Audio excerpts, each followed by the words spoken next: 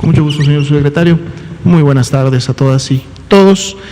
Estamos el día de hoy en nuestra conferencia vespertina número 95, desde que iniciaron estos espacios de comunicación, y el día de hoy es el segundo día de la nueva normalidad.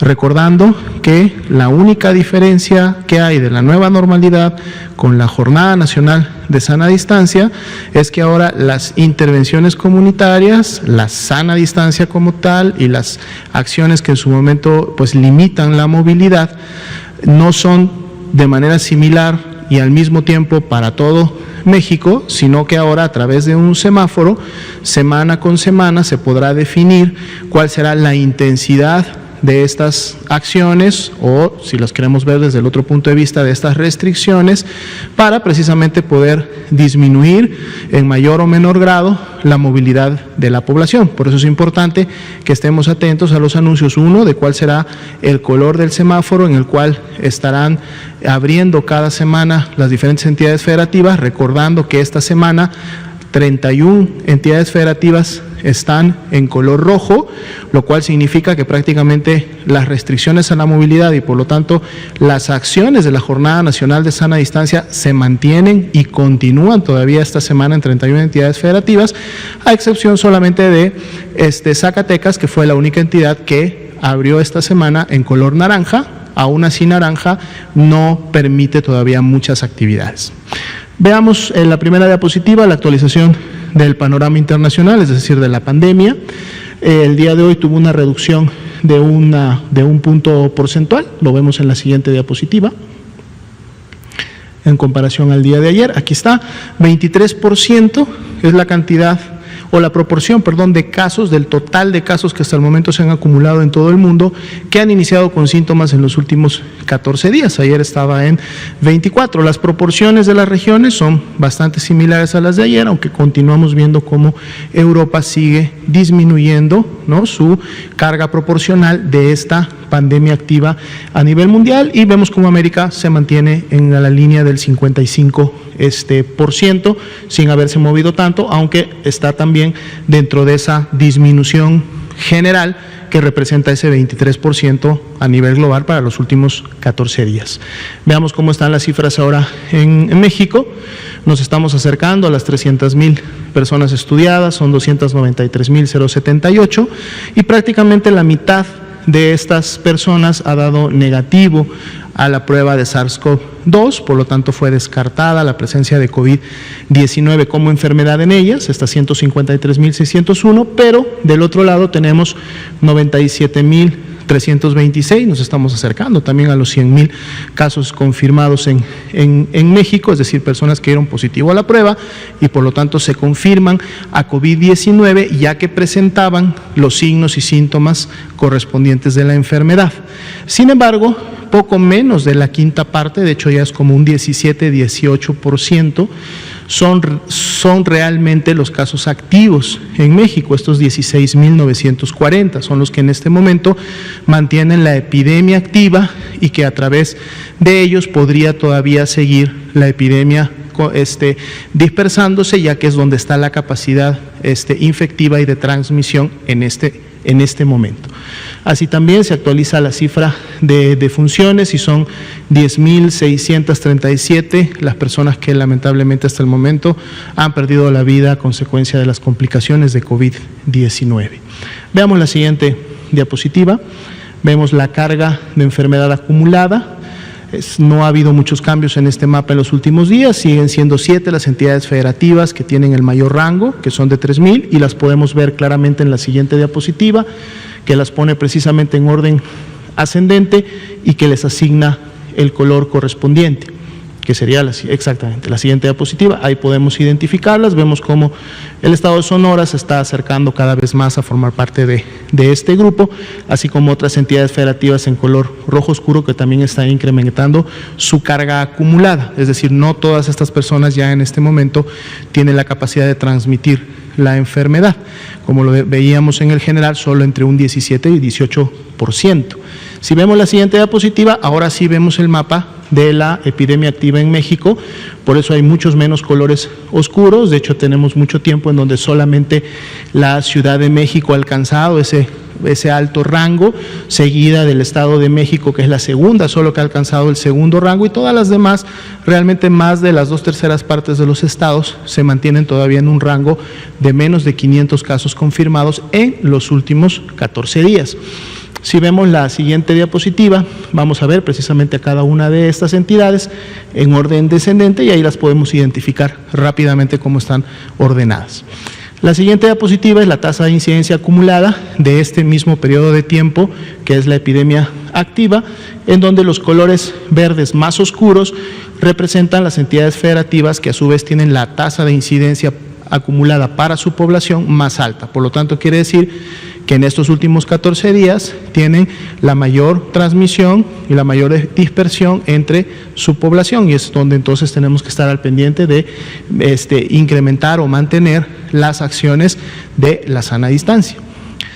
En la siguiente diapositiva veremos esta misma información, pero ahora graficada en barras, recordando que la barra verde significa la tasa de incidencia acumulada de esos últimos 14 días, precisamente del 20 de mayo al 2 de junio, pero entonces ahora vemos un comparativo que está en las barras azules. Ahora extendimos un poco más la diferencia, hasta ayer la presentábamos con una semana de diferencia, ahora la estamos presentando con 15 días de diferencia, es decir, 2 semanas, para igual ver un poco cómo va variando la tasa de incidencia. Igual aplica la misma interpretación, donde tenemos la barra verde más elevada que la azul. Quiere decir que en los últimos 15 días, en comparación a esos 15 días anteriores, la tasa se incrementó, lo que quiere decir que hay mayor actividad. Donde veamos las barras que están más cercas una de la otra, como pudiera ser Morelos, como pudiera ser un poco Quintana Roo, aunque Quintana Roo ya su barra azul es superior a la barra verde.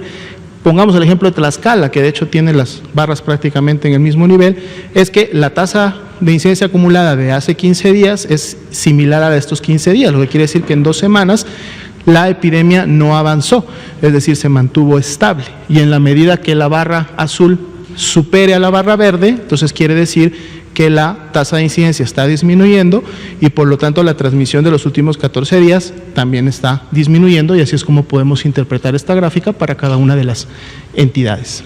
Veamos la siguiente diapositiva, la distribución de las defunciones por fecha en la que ocurrió cada una de estas.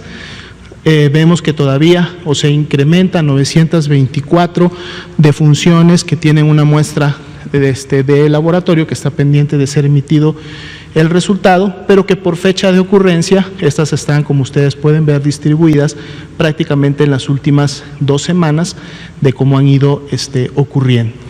La siguiente diapositiva es también la carga de defunciones, pero distribuida por entidad federativa donde ocurrieron, y en el segmento naranja claro vamos a ver cómo puede todavía incrementarse esta carga de defunciones dependiendo de la entidad federativa que las tenga, y lógicamente podemos apreciar cuáles son las entidades en donde han ocurrido la mayor de las defunciones confirmadas por laboratorio. En la siguiente diapositiva vemos nuestra curva epidémica. Seguimos notando que la mayoría de los casos sospechosos están precisamente en los últimos 10 días, es donde se concentran, están esperando un resultado que proviene de la Red Nacional de Laboratorios de Salud Pública, y cuando tengamos este resultado podremos ver cómo se sigue comportando la curva de color rojo oscuro o guinda. Sin embargo, la tendencia cuando vemos ambos grupos, naranjas y guindas juntos, pues lo vemos que todavía es una tendencia que sigue creciendo. Veamos la siguiente diapositiva. Aquí vemos ahora sí la carga acumulada de casos ya confirmados por laboratorio. El incremento de ayer para hoy fue del 4.2% y representó 3.891 casos confirmados, y lo podemos ver en las barras inferiores de color naranja, como la barra de las últimas 24 horas pues se incrementó en relación a las barras anteriores. Estamos martes, que sabemos que es cuando se recupera un poco este número en función del fin de semana. Vamos a ver cómo el miércoles, el jueves, el viernes se comporta. Eso nos dará una mejor tendencia de cómo se está manifestando esta curva. Pasemos ahora a la ocupación y disponibilidad hospitalaria. 96%, todavía es un muy buen porcentaje de notificación de los 789 hospitales que pueden hacerlo. Vemos cómo también hemos tenido o ha continuado un ligero incremento de esta ocupación. Vamos a ver que sobre todo es en el tema de las camas de hospitalización general. El día de hoy es 44% para todo el país. De las 22.462 camas IRA general que se habilitaron para poder recibir pacientes, 9.775 están ocupadas al corte de ayer a la medianoche. Y como sabemos, esto varía dependiendo de la entidad federativa, como lo veremos en la siguiente diapositiva.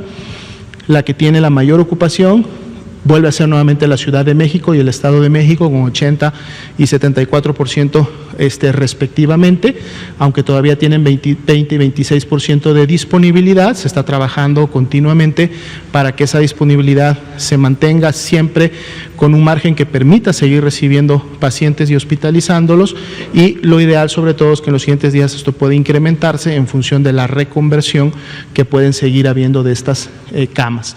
Ya con menores porcentajes, Morelia, Chiapas, Tlaxcala, pero igual vemos como sí son algunas más las entidades federativas que superan ya el 40% de esta capacidad, aunque todavía siguen conservando una proporción importante para poder recibir más casos. Si vemos la siguiente, vamos a ver la disponibilidad específica de camas de terapia intensiva.